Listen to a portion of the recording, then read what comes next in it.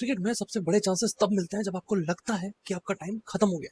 And Sarfaraz Khan के लिए ये एक और अपॉर्चुनिटी सेम इसी तरीके की फीलिंग ला रहा है। Hello everyone, welcome back to my channel. I hope सब मस्त होंगे बिकॉज मेरी वीडियोस देखने के बाद आपका सिर फोड़ने का मन तो बिल्कुल भी नहीं करेगा। एक टाइम था जब सरफराज खान का नाम इंडिया के टेस्ट स्क्वाड से हटाना बहुत बहुत मुश्किल था। उनका नाम इनएविटेबल बन चुका था। डोमेस्टिक्स में इतने रन मारे हैं, मुंबई के लिए इतने बड़े बड़े स्कोर्स लगाए हैं। एंड फिर आता है turning point of his career, 2024 का टेस्ट डेब्यू। और क्या कमाल का डेब्यू रहा होगा। अपने डेब्यू पर ही न्यूजीलैंड के अगेंस्ट ऑलमोस्ट 150 रन मारे थे। It was like Sarfaraz Khan ने खुद को अनाउंस कर दिया है एंड अब इन्हें टीम से हटाना is like very very difficult. लेकिन भाई साहब, ये इंटरनेशनल क्रिकेट है। यहाँ पर ना आपका डेब्यू हो सकता है, यहाँ पर आप परफॉर्म भी कर लोगे, लेकिन अगर आपको टीम में बने रहना है ना, तो आपको कंसिस्टेंसी मेंटेन करनी पड़ेगी, जो कि सरफराज खान के करियर में थोड़ी सी ऊपर नीचे है। एक तरफ अपॉर्चुनिटीज कम हो रही थी, दूसरी तरफ कंपटीशन बढ़ रहा था, और इसी कंपटीशन और अपॉर्चुनिटीज के चक्कर में सरफराज खान ने धीरे धीरे इंडियन स्क्वाड से अपनी जगह गवा दी। लेकिन क्रिकेट इतना भी ब्रूटल गेम नहीं है।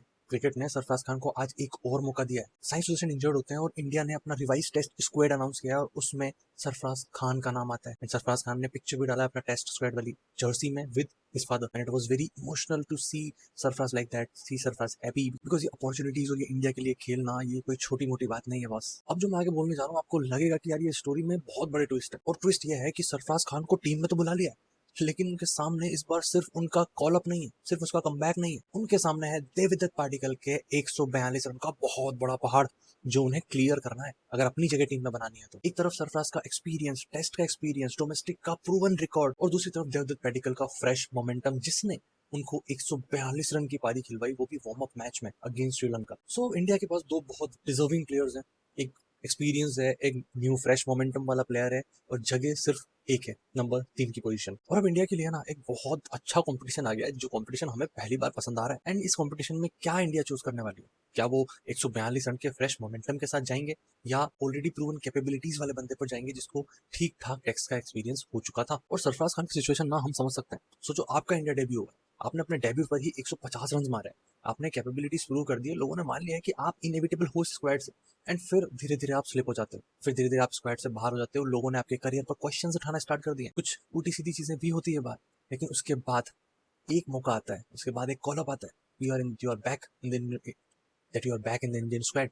एंड एक अपॉर्चुनिटी सरफराज खान के लिए बहुत हो गया इन गैसिंग। अब ना यहाँ पर हम इमोशंस को साइड रखते हैं, बिकॉज क्रिकेट में सिलेक्शंस इमोशन के बेसिस पर नहीं होते, परफॉर्मेंसेस के बेसिस पर होते हैं। अब दो प्लेयर्स लड़ेंगे एक ही पोजीशन के लिए। एक ऑलरेडी अपने डेब्यू पर अपनी कैपेबिलिटीज प्रूव कर चुका है 150 मार के, एंड एक ने अपने फ्रेश कॉल अप पे 142 रन की पारी खेली है। वार्म अप मैच था, बट पारी तो आई है बॉस। अब ये दोनों को परफॉर्म करना पड़ेगा अगर अपनी जगह, किसी भी जगह टीम में पक्की करनी है तो। और इंडिया के लिए भी थोड़ा डिफिकल्ट होने वाला है, बिकॉज जब एक प्लेयर एक पोजीशन के लिए आता है ना, तो सिलेक्शन ऑलमोस्ट कंफर्म होता है, ऑलमोस्ट ईजी होता है।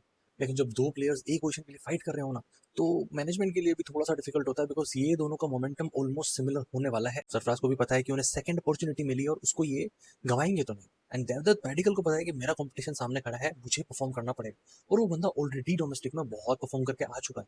So he is ready, Sarfaraz Khan is I think ready, and इन दोनों का कंपटीशन देखने लायक होगा बस। एंड इस पिक्चर में ना एक और ट्विस्ट है, यहाँ पर इंडिया को सिलेक्शन बहुत सोच समझ के करना पड़ेगा, बिकॉज इंडिया सिर्फ ये सीरीज के लिए नहीं खेल रहा है, इंडिया डब्ल्यूटीसी के लिए जाने वाला है, इंडिया आगे आने वाले अपने फ्यूचर को देख रहा है। सो उसके लिए इंडिया को कॉम्बिनेशन बिठाने पड़ेंगे। गिल नए कैप्टन है, राहुल सीनियर प्लेयर है, सिराज सीनियर प्लेयर है, जडेजा सीनियर प्लेयर है जो वापस से स्क्वाड में आए हैं।